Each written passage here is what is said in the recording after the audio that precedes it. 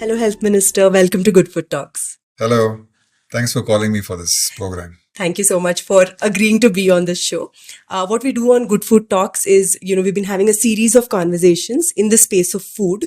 There's a lot that has gone wrong with food in today's day and age. What our parents could easily eat thinking that this is pure, this is healthy, today has to be looked at, with a microscopic lens. And hence we're having conversations to basically create awareness around this space on what are some of the things that you really need to think about that is happening in the food ecosystem, which you may or may not be contributing to, but it's definitely affecting the food that you eat and your family eats. We've had different guests so far who have come from various walks of life. We've had people who've spoken about climate change and the impact of climate change on food, waste in the cities and the impact of waste on food, and water, the kind of water that is there in today's day and age and the impact of that on food. So today we're really, really thrilled to have you here, to have you as a part of this show, because we feel like there's so many questions that we all have that I feel like is going to get answered and clarified through you. Sure, I'll try and answer as to the best of my ability. Thank you so much. A common man, does not really fully know what a health minister does. So what does your day look like? No, health minister, of course, it's a huge responsibility because one is we have to take care of our health facilities, and there are always issues which keep cropping up on a day-to-day basis, and we have to be alert. And you know how the government system functions. So there are always, some lacuna, some deficiencies, and we're always, trying to set things right. So the challenges in terms of administration, challenges in terms of delivery, and of course, new issues keep cropping up, new diseases keep cropping up, or, something other that keeps happening. So we have to be on alert mode most of the time. So that way, I think, in a way, I think after the Home Minister, that is who's in charge of law and order, the other most sensitive position in a government is being a health minister. It's very sensitive because something goes wrong, people get very agitated, people get worked up. It is definitely a very challenging task. So my day-to-day is always morning, check the news first, health news, what's happening, what is the latest. I think every day is a little bit different, but we keep trying to attend to all the issues that keep cropping up. Pani Puri, which is a favorite of a lot of us, seems to be having... Yeah, obviously Pani Puri is a clear case, it's a prime suspect, I can say, because of the water and the handling, and basically also it's a lot of street food. Right. So of course chaats and Pani Puri also we did. I mean, this is we've been doing across, many of these things we've done. Right. And, as far as possible, like even in malls, we started, so we want to get people involved. So we thought of an idea of why don't we put kiosks in malls where people can come and test their food. Yeah. If they feel if there is a doubt. So we did put up 10 kiosks in 10 different malls in Bangalore. Yeah. So the results have been kind of uneven. Many people have used it to just check the food quality. Yeah. Basically educate children about the amount of sugar that is there in all the junk food that is so easily available, in our surroundings. I think it's a great move. It is a very good move. In fact, from our health department also, we have written to the education department. In fact, we've made out a chapter of all these things which need to be taught to school children, and we've told them to include it into their school textbook. But I think this year they could not do because the textbook was already finalized much earlier and went for print also. Right. So hopefully, I don't know whether they've included anything in this year's textbook, but by next year, whenever they come up with the next revision of the textbook, we want them to include these chapters in their learning. All schools? For all the government schools. Okay. For government schools. Right. Yeah. So we want them to make this a subject. Yeah. We put in a lot of data into it and some charts and how younger people are getting diabetes, sugar, and what are the reasons, and make them understand that, this has a direct impact on their own health and their own careers, their own futures.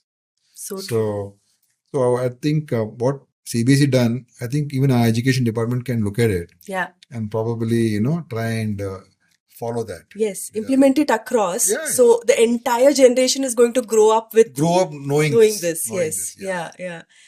One of the things we are doing at Akshayakalpa is we have a program called Good Food for Schools, where we go to schools and we're teaching children how to grow their own vegetables.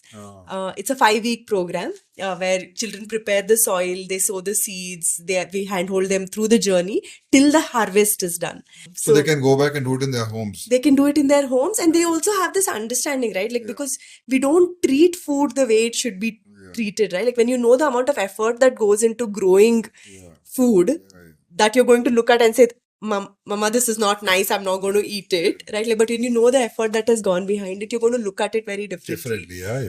I mean, it's also magical, no? Planting, absolutely, sowing the seeds, and then it grows, and then it bears fruit. Yes. Or the vegetables come out, and then you eat it. Yes. It's got I think something wonderful to it. Yes. And as a part of this, we're also teaching them how to read labels, you know, like just like turn the pack around. Just because in the front it says something, it does not mean that's the truth.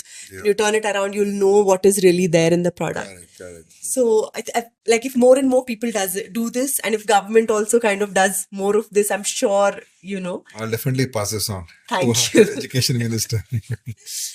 So what's next on your radar? Next, I think, you know, I don't know. I mean, we want to continue this. We don't want to stop.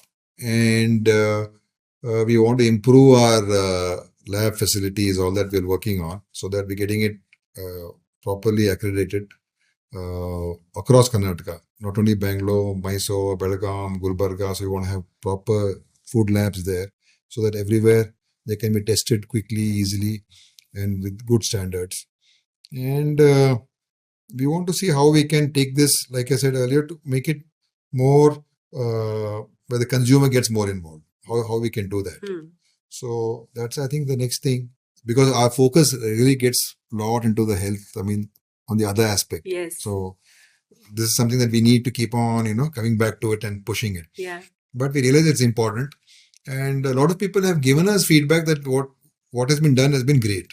Absolutely. That, I think, is something. And so I think that's why we're doing this podcast. Yes. Because if we hadn't done this, I don't think it would have called us. It would have called me. Yeah. No, because it's making headlines. Yeah. So I think we want to continue it, make it more effective. Right. And see how we can, we do a certain test and we sample certain things, and then we come out with the finding. Okay, then what next? Okay, we've done that. So how do we ensure that continues, so that it just doesn't become a one-off thing, and then it stagnates or it reverts back to the normal old way. So how do we ensure that these people whom we have told that this is bad practice, they're continuing, or they've changed themselves. Yes. Or they've adapted to the new way of doing it. So how do we make it more effective? I think that is what we're looking at. Yeah. No, I think like something as simple as the cotton candy color changing. Yeah. I think is a sign that the consumer is rejecting it. And when the consumer, and why is he rejecting? Because he is now aware. Yeah. And when he starts rejecting it, then everything will have to start changing. True. I think the best way is the market itself should demand it, Yeah. So anything that is imposed always will have a problem. Yeah. But once it is got a natural thing to it, like an organic thing to it, then automatically it takes off. Yes. So I think that's what we're trying to do. And like every time people ask me, okay, you've done this, now what's next? But I say, it's not that I can come out with what's next every time. Right. We want people to become demanding. People should say that this is what I want and this is what I don't want. The minute that starts happening, I think, automatically things will change. Like idli, the plastic thing. It changed because people said, I don't want this idli. Yeah. Or why are you doing it like this? Yeah. So then automatically things change. So that's what we are. That's going to be the focus. And of course, on this, like I said earlier, the thing about this bad food, that is the junk food, Processed bad food, food. Processed food, Yes. and all these things. I think there is something that we need to really ramp it up more. I think in the regulatory mechanism. Yeah. And that is what I think we want to push government of India to become more aggressive and change the rules, change the laws, so that we can be more strong in not only controlling it, but people to know about these foods. Yeah. So in the same podcast, we had someone who had come who said that in Sri Lanka, which is such a small country, the regulations are such that you have to put it on the front of pack. Yeah. How much sugar is there in this product? How much salt is there in this product? And I think fats. Yeah. Those are the three things. Those three things you just put. This is a high sugar product. This is a high salt product. This is a high, fat, high processed, ultra processed product. Whatever, you just put that big and known. That itself will, I think, for many people who may be knowing about it at somewhere at the back of the mind, but not realizing it when they're buying it, suddenly they look at it, I don't want this. Yeah. They should say, I don't want this. Yeah. Then, naturally things written somewhere in the back in small, hardly readable alphabet. Who's going to read that? Yes. Who's got the patience? As when we did this whole Good Food for School program, the final event that happened, children were going around and asking the parents. So they were doing a presentation to the parents saying, what do you read when you pick up a product at a supermarket? So like 3 to 4 parents answered saying, I look for MRP, I look for expiry date. Yeah. That's it. That's it. They don't see anything else. And of course, like if it is hiding in fine print. Yeah, nobody's going to go look at it. So it should be like on the face. It should be in your face, that message. Yeah. So that I think if we can do, I think that will be a game changer. That will be a game changer. And though there's a huge lobby, the food manufacturers lobby, which is the food processing industry, which will, I think, lobby the governments. But I think it needs somebody to take one strong decision and say, I'm going to do it. Right. And I hope we'll put pressure on our Union Health Minister, Mr. Nadda, whether if he can do it, then it will be fantastic. Yeah. So there are two problems, right? Like in rural India and rural Karnataka, there is malnutrition. Yeah. And in urban India, there is obesity. And obesity is on the rise. So how do we strike a balance? See, if you look at obesity, I think already many of your programs, they must have many of the experts would have spoken. That wherever economies have gone up and whichever state is more developed, that's where more of these non-communicable diseases are happening. Right. More diabetes, more high blood pressure, more kidney diseases, more heart diseases, more cancers. So Kerala, Karnataka, all Tamil Nadu, all the southern states are the leaders in non-communicable diseases because we are better off than other states in terms of economy and everything. And people are able to afford the bad food.